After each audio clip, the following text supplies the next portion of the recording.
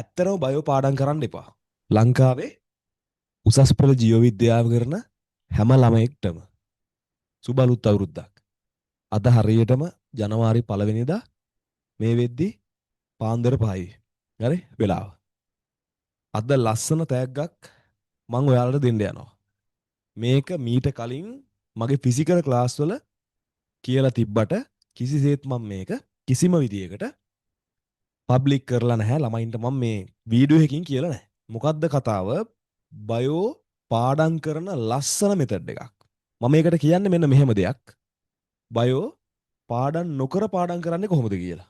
අද මම මේ කියන දේවල් අහන් හිටියොත් ඔයාලගේ ඔළුවේ තියෙන ඔය බයෝ පාඩම් කරනවා කියන ස්ට්‍රෙස් එක තියෙනවනේ 100%ක්ම අයින් වෙයි. මාර සැහැල්ලුවක් වාටේ. ඇත්තටම බයෝ පාඩම් කරන්න එපා. බයෝ ඕගොල්ලෝ කටපාඩම් කරන්න එපා. පැහැදිලිද? කටපාඩම් කරන්න එපා. ඒ වෙනුවට මොකද්ද කරන්න ඕනේ? ඔයා විශ්ලේෂණය කරන්න. ඇනලයිස් කරන්න. දැන් බලයි කොහොමද ඇනලයිස් කරන්නේ? එහෙම එකක් නම් අපි දන්නේ නැහැ. ඔයාට උගන්වන ගුරුවරයාගේ තියෙන දක්ෂතාවයේ මත සමහර දේවල් කටපාඩම් නොකර මතක තියාගන්න ගුරුවරු කියලා දෙනවා. එන්සයිම ටිකක් ගත්තොත් ඒකට මොකක් හරි කතාවක් කියනවා. හරි? සමහර වචන ටිකක් ගත්තොත් ඒ වචනවල පළවෙනි අකුර අරගෙන මොකක් හරි හරූපයක් හදනවා. ඔය වගේ චූටි චූටි මැජික් තියෙනවා. මම ඇතුළු තවත් ගොඩක් ගුරුවරු ඔය දේ කරනවා. තව දේවල් තියෙනවා ගුරුවරයා උගන්වන අර ක්‍රියා විලාසය අනුව.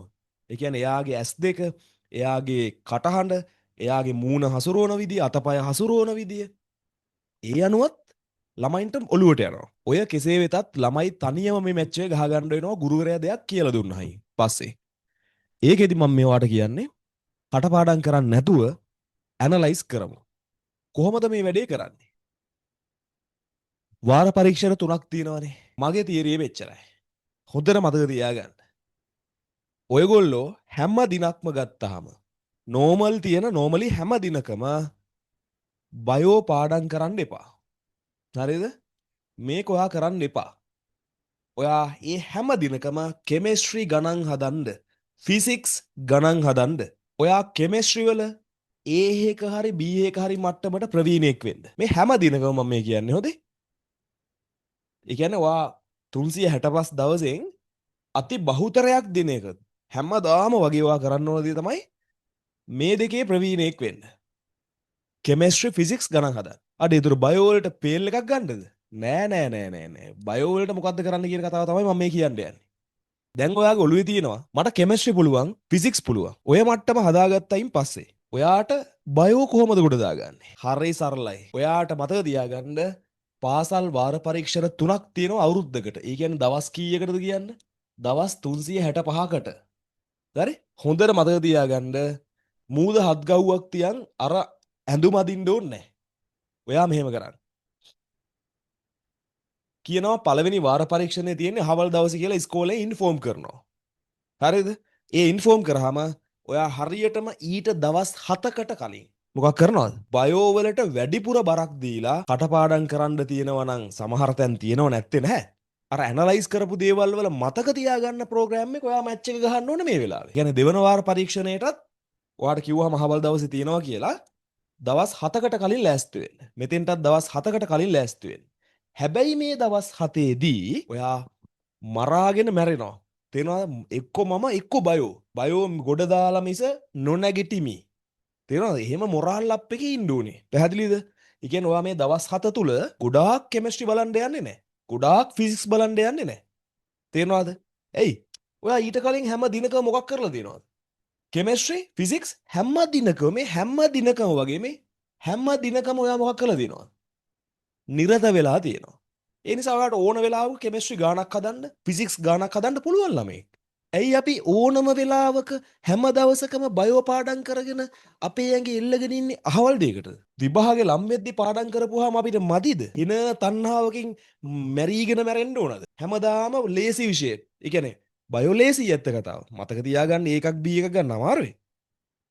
ඒ නිසා බයෝම බලනවා. එන්සයිම් වල ලක්ෂණම පාඩම් කරනවා. ඇයි ලේසිනේ එක?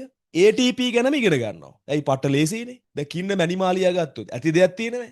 ඒකම පාඩම් කරනවා. ඉතින් ඕක පාඩම් කරාංකෝ අවසාන දවස් 7ක් තියලා විභාගෙට. එතකොට ඔයා හරියට මැරෙන්නේ අවුරුද්දකටම කීයද? අවුරුද්දකටම 365 දවසෙන්ම ඔයා මැරෙන්නේ ඔයා මරාගෙන මැරෙන්නේ මේ විෂයත් එක්ක කියන්න. දවස් 21යි දෙයියනේ. දවස් 21යි. ඔයා 365න් 20ක් කියලා කියන්නේ ආසන්නව ගත්තොත් දවස් 340ක්ම බයෝ වලින් නිදහස්. ඒ නිසා මතක තියාගන්න ලස්සන මෙතඩ් එකක් මම ඔයාලට මේ කිව්වේ. මේක තාමත් තේරිච්ච නැති ළමෙක් මෙන්න මේ කතාව අහන්න. මම ඔයාලට කිව්වනේ සෑම දිනකම පාහේ කෙමිස්ට්‍රි ෆිසික්ස් වැඩ කරපන් කියලා. හිතන්න ඔයා ගෑනු ළමෙක් කියලා. ඔයාගේ අක්කගේ මගුල තියෙනවා ලබන අවුරුද්දේ අගෝස්තු වල. ඔයාට තමයි පිළිගැනීමේ ගීතය කියන්න තියෙන්නේ. ඔයා අර ගායක කායිකා චූටි චූටි නංගිලා මල්ලිලා සෙට් එකක් එක්කන පිරිවි ළමයි නෙමෙයි ඈ පිරිවි ළමයි අඳින්නේ සරම. ඒකේ තියෙනවා ඒ අක්කගේ නම දාලා අයියාගේ නම දාලා ජය වේවා සුබ මංගලම් දෙන්නටම ඔය කවිය ඔයා දැම්ම ඉඳන් කටපාඩම් කරගෙන ඉන්නවා. හැබැයි මගුල තියෙන්නේ කවද්ද? ලබන අවුරුද්දේ අගෝස්තුවේ. ඒ නිසා මතක තියාගන්න හැම දිනකම වගේ බයෝ පාඩම් කරන්න එපා පිස්සු හැදිලා වගේ. වැඩක් නැහැ. ඒ නිසා අර මගුල ලම් වෙද්දි දවස් 7ක් තියලා බැයිද ඔයාට මේ මැච් එක ගහන්න. මම මේ කිව්වේ පාසල් වාර පරීක්ෂණ ගොඩ දාගන්න විදිය විතරයි. ඔයාට ඒකේ ළමයිනේ යම් ප්‍රතිඵලයක් ආවොත්නේ උසස් පෙළ විභාගේ ගොඩ දාගන්න පුළුවන් කියලා විශ්වාසයක් එන්නේ. ඊට අදාළ ඔයා තීරණය කරන්න උසස් පෙළ විභාගෙට මම දවස් 7ක් තියලා පාඩම් කරනවා නෙමෙයි ඊට කලින් මේ වැඩේ කරනවා කියන එක. තේරෙනවද? අඩුම මාස 3කට කලින්වත් ලෑස්ති වෙනවා කියන එක. මම දන්න තරමින් මෙතන කිසිම කෙනෙක් ඕගොල්ලෝ මේ කිසිම වාර පරීක්ෂණයට මම හිතන්නේ නෑ දවස් 7කට කලින් රෙඩි වුණා කියලා. ඇයි? කෙමිස්ට්‍රි වැඩ ගොඩ ගැහිලා, ෆිසික්ස් වැඩ ගොඩ ගැහිලා නේද? ඒ නිසා බයෝ බලන්නේ හෙට එක්සෑම් එක කියලා අද හැන්දෑවේ තමයි නිදි මරාගෙන පාඩම් කරන්නේ. ඒ නිසා ඒ වැඩේ කරන්න එපා. දවස් 7ක් තියලා ලෑස්ති වෙයන්කෝ බයෝ වලට. මොකද වෙන්නේ කියලා බලන්න. ඊට කලින් ඔයා මේ වැඩේ කරන් ඉන්න ඕන. මොකද්ද? මෙන්න මේ ඇනලයිස් කරන එක. මොකද්ද බං ඒ? ඒකේ මහ ලොකු මගුලක් නෑ හොඳේ. ඔයා බලන්න ඕන. දැන් අපි ගත්තොත් සෛල විභාජනය ගත්තොත් රයිට්. ප්‍රාක් කලාවේ මෙහෙමයි. වර්ණ දේහ මේ විදිහේ. එහෙනම් මේක පෙර යෝග කලාවට යද්දි මෙහෙම යෝග කලාව කියන්නේ මෙන්න මෙහෙම වියෝග කලාව කියන්නේ මෙහෙම. ඔය වගේ පොඩි ඔයාට නිකන් මතකයක් තියෙන්න ඕනේ. තේරුණාද? දැන් එන්සයිම කිව්ව ගමන් ඔයාට එකපාරට එන්සයිම කියන්නේ ලිපිඩ වගේ මතක තිබ්බොත් තාන් කෙලියා. එන්සයිම කියන්නේ අති බහුතරයක්ම කවුද? ප්‍රෝටීන. අන්න ඒ වගේ ඔයාගේ ඔළුවට තියෙන්න ඕන මේ ගැන පොඩ්ඩක් අර පැහැදිලි හැඟීමක්.